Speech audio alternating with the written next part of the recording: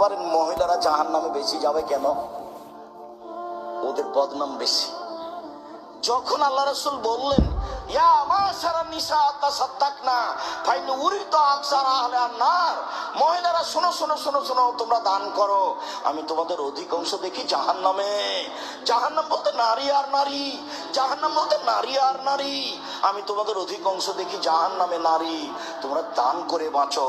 তো দান করে বাঁচো কথাটা তো হলো, মহিলা এখন বলে বসলেন লেমা কেন কেন যাবো জাহান্নামে বেশি সেটা বলেন।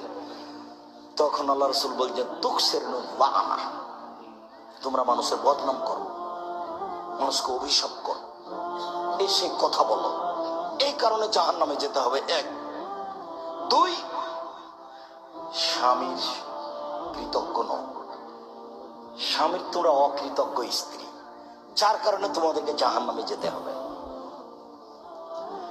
রাসূল সাল্লাল্লাহু আলাইহি ওয়াসাল্লামকে জিজ্ঞাসা করো আল্লাহ নবী মান্নাজাত বাঁচার পথ কি? তখন আল্লাহ রাসূল বললেন শোনো, আলজাম লিসানাক, মুখে বদনাম করিও না, জান্নাত পাবা।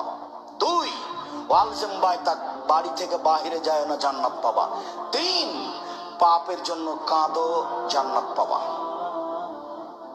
আয়েশা রাদিয়াল্লাহু তাআলা আনহা বলেন আমি বললাম আল্লাহর নবী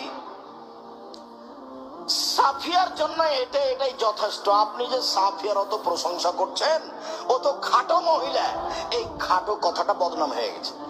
তখন আল্লাহ রাসূল বলছেন আয়েশা শোনো, লাকাত কুলতে কালিমাতান লাউ মুজিজাত বিহাল বাহর আলা মাজিজাতহু, আয়েশা তুমি যে কথাটা বলেছো, এই কথাটা যদি সাগরে ফেলে দেওয়া হয় সাগরের পানি ঘোলা হয়ে যাবে। আয়েশা রাদিয়াল্লাহু তাআলা কি বলেছেন বলে